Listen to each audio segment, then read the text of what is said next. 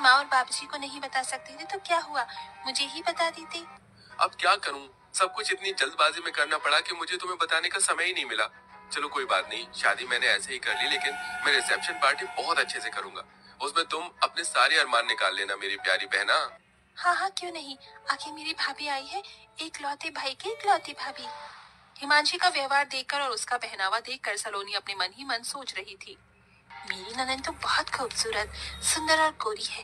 काश कि मैं भी इतनी गोरी और सुंदर होती तो अच्छा होता, लेकिन मैं अपनी ननद की जैसी नहीं हूँ। मेरा रंग सांवला है। सलोनी अपने मन में ऐसा सोचकर अपना मुंह लटका लेती है। कुछ देर बाद हिमांशी सलोनी को अपने भाई के कमरे में लेकर आती है। भाभी जी, आपको अगर किसी भी चीज की जरूरत हो तो मुझे बता देना, मैं यहीं पर हूँ। आवाज लगा देना, मैं आ जाऊंगी और आपकी मदद करवा दूंगी। अभी तो मुझे किसी भी चीज की जरूरत नहीं है ननन जी, लेकिन अगर किसी चीज की जरूरत होगी तो मैं आपको तुरंत बुला लूंगी। आप चिंता मत करो, आपके अलावा इस घर में मेरा है भी कौन जो मुझे समझ सके। एक भाभी के लिए एक ननन बहुत मायने रखती है। आप तो इस चीज को समझती हो ना। हाँ हाँ, क्यों नहीं मेरी प्यारी भाभी, बिल्कुल समझती हूँ। आप चिंता मत करो, मेरे रहते इस घर में आपको कभी किसी चीज की परेशानी होगी ही नहीं। ऐसा बोलने के बाद हिमांशी अपने भाई के कमरे से बाहर आ जाती है। थोड़ी ही देर बाद हिमांशी अपने कमरे में जाती है और एक नया सा सूट पहनकर अपनी भाभी के कमरे में आती है। अरे भाभी, अभी तक आप तैयार नहीं हुई हो, रुको मैं आपको तैयार कर देती हूँ।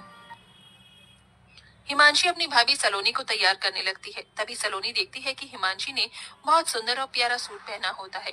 वो शीशे में अपनी ननद को देखते हुए कहती है, क्या बात है ननद जी, तुम्हारा ये सूट कितना प्यारा लग रहा है, तुम्हारे गोरे रंग पर खिल रहा है। मेरा रंग काला है ना, तो मेरे ऊपर ऐसे कपड़े अच्छे नहीं लगते। मैंने कई बार ऐसे कपड़े देखे हैं, लेकिन मेरा रंग और बेकार लगने लगता है। अरे भाभी, कैसी बात कर रही हो आप, ये तो बहुत प्यारा कलर है और ये कलर भी मीडियम है। इसे गाजरी कलर बोलते हैं। आपको पता है ये कलर हर एक औरत के ऊपर जचता है, फिर चाहे वो काली हो या गोरी हो।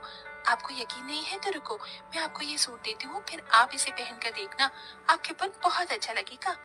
हिमांशी अपने कमरे में जाती है और दूसरा सूट पहनकर जो उसने पहना होता है उसे उतार के अपनी भाभी के पास ले आती है। भाभी ये लो सूट। अरे ननद जी, आपको ये सूट मुझे देने की क्या जरूरत थी, रहने दीजिए। अरे क्या हुआ भाभी, आप मेरी भाभी हो, मैं इतना नहीं कर सकती, चलो इसे पहनकर दिखाओ। हिमांशी के ऐसा कहने के बाद सलोनी हिमांशी की बात मान लेती है और सूट पहनकर अपनी ननद को दिखाती है। देखो ननद जी, कैसा लग रहा है। पहले तो मुझे लग रहा था कि मेरे रंग के ऊपर ये अच्छा नहीं लगेगा, लेकिन मेरे सांवले रंग के ऊपर ये मुझे बहुत अच्छा लग रहा है। हाँ हाँ, क्यों नहीं भाभी, आपके ऊपर ये रंग बहुत अच्छा लग रहा है। कलर कुछ नहीं होता भाभी, पहनने का तरीका होना चाहिए। आपके ऊपर ये सच में बहुत अच्छा लग रहा है। आज से आप इसे अपने पास ही रख लो।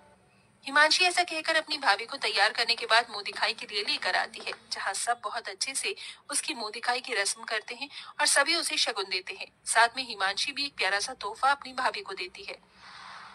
भाभी, मैं आपके लिए ये इतना प्यारा सा तोहफा लेकर आई हूँ, इसे हमेशा अपने पास ही रखना। आप तो बहुत अच्छी हो ननद जी, आपका बहुत बहुत शुक्रिया। इस तरह हिमांशी अपनी नई भाभी के आने पर बहुत खुश होती है, लेकिन सलोनी बहुत ही चालाक होती है।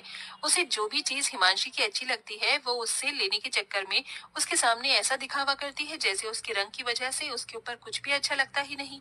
एक दिन सलोनी अपनी ननद के कमरे में आती है तो वो ननद के ड्रेसिंग टेबल पर बहुत महंगा महंगा मेकअप का सामान देखती है। कितना महंगा महंगा मेकअप का सामान है, मुझे तो बड़ी हैरानी हो रही है। ऐसा सामान तो मैंने कभी देखा ही नहीं जिंदगी में। अरे भाभी, आप यहाँ, कुछ काम था क्या आपको? नहीं, कुछ काम नहीं था, मैं तो बस ऐसे ही आई थी। वैसे ननद जी, आपके कमरे में ड्रेसिंग टेबल पर ये इतना महंगा महंगा मेकअप का सामान, वैसे तो मैं भी सोचा करती थी कि मैं मेकअप करूंगी, लेकिन मेरा रंग सांवला है इसलिए मेरे रंग पर पता नहीं मेकअप खिलेगा या नहीं। अरे भाभी, आप भी ना कैसी बातें करती हो और सोचती हो, ऐसा कुछ नहीं होता। मेकअप हर चेहरे पर अच्छा लगता है, देखो मैं आपको करके दिखाती हूँ। हिमांशी अपनी भाभी सलोनी के चेहरे पर थोड़ा सा मेकअप करती है तो सलोनी को अच्छा लगता है। तभी सलोनी कहने लगती है, ननन जी बहुत बढ़िया मेकअप है आपके पास, काश कि मेरे पास भी होता।